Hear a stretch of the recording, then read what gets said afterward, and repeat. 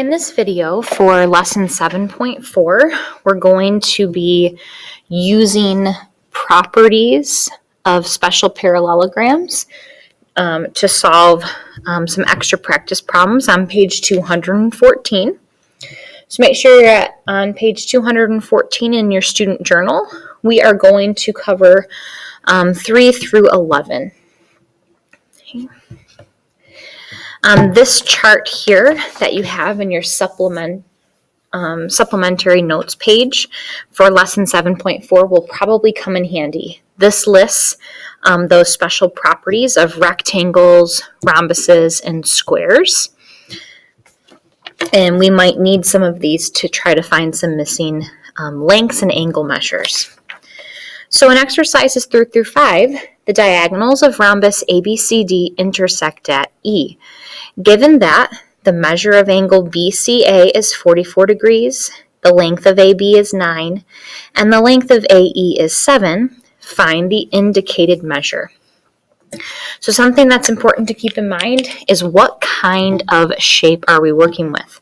We are working with a rhombus. So all the properties of a rhombus apply, and since a rhombus is a parallelogram, all the properties of a parallelogram also apply.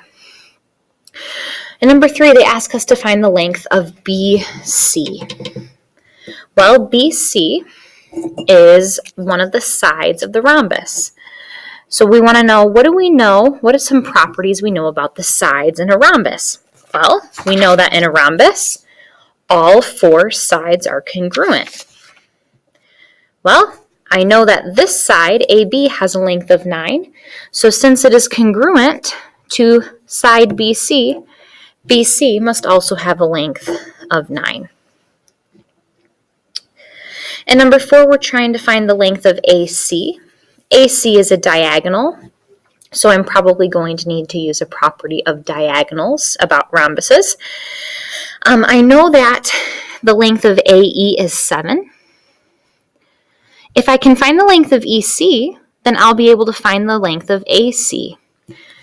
So think back, remember a rhombus is a parallelogram. And what do we know about parallelograms? We know that in parallelograms, the diagonals bisect each other.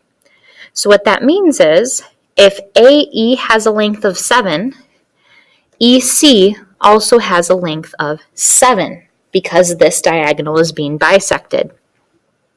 So the length of AC is 7 plus 7, which is 14. And lastly, the measure of angle ADC. That is this angle here that we're trying to find. Okay. We do know the measure of angle BCA is 44 degrees. So we want to think about, what do we know about the angles in a rhombus? Well, one thing that we learned is that in a rhombus, the diagonals, they bisect opposite angles. So what does that mean? That means this diagonal AC, cuts angle DCB into 2 equal pieces.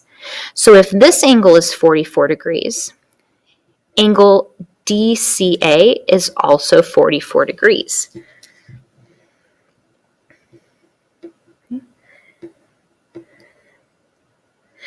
So one way that helps us is, remember in parallelograms that adjacent angles are supplementary. They add up to 180. So if this small angle and this small angle are both 44 degrees, the entire angle BCD, is equal to 88 degrees. Well, since angle ADC is supplementary to 88 degrees, they add up to 180. To find the measure of angle ADC, I can just subtract 88 from 180 degrees to get 92 degrees. So this angle here is 92 degrees because it must add with this 88 degree angle to get 180 degrees. All right, in number 6, 7, and 8, we are given a rectangle. Okay, so now we're going to be using the properties of a rectangle. All right, we're going to try to find the measure of angle FHG. Angle FHG, that is this angle here. Okay. So I want to start to think about, what do I know about angles in a rectangle? Well, we know that all 4 angles in a rectangle are 90 degrees. So angle HGF, this is a 90-degree angle. So what I'm noticing is I have this angle here that I know, and this angle that I know. And notice what kind of a shape is made from these 2 angles and the angle I'm trying to find. A triangle. We know that the 3 angles in a triangle must add up to 180 degrees. So if I know these 2, I can find my missing angle by subtracting these measures from 180 degrees. So 180 degrees minus 90 minus 31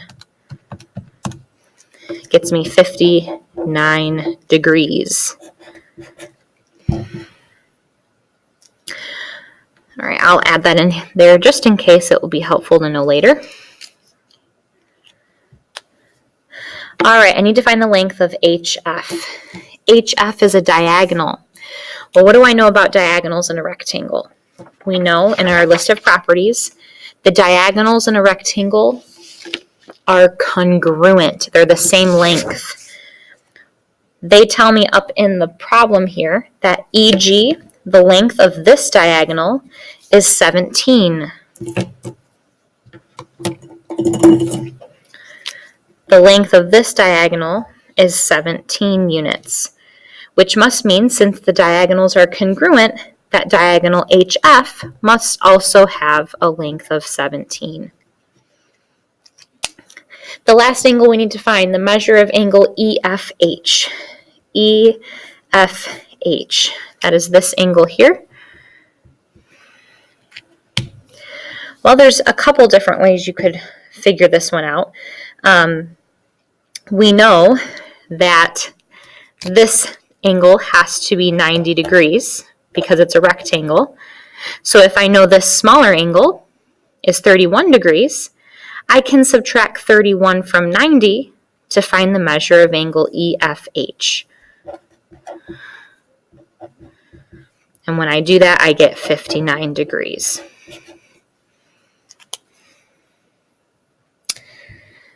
The very last 3 problems are we're solving them about square LMNP. So now we're working with a square. Now keep in mind, a square is a parallelogram. So all the properties of a parallelogram apply. It is also a rhombus and a rectangle. So everything that we know to be true about a rhombus and a rectangle is also true about a square. Square.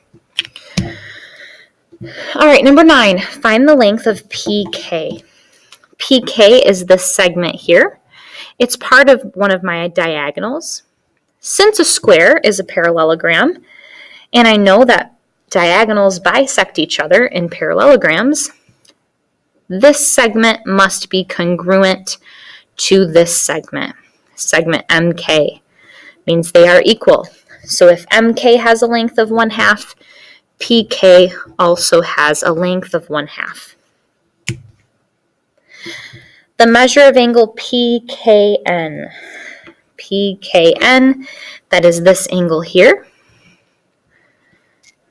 That angle is formed by the diagonals. So I want to ask myself, do I know if there's anything true about the angles and the diagonals? Well, it's a square. And remember, squares are rhombuses. And we know that in a rhombus, the diagonals are perpendicular, meaning they intersect each other at 90 degrees. So this angle right here must be a 90-degree angle because these 2 diagonals bisect each other. And lastly, the measure of angle MNP. MNK. This angle here.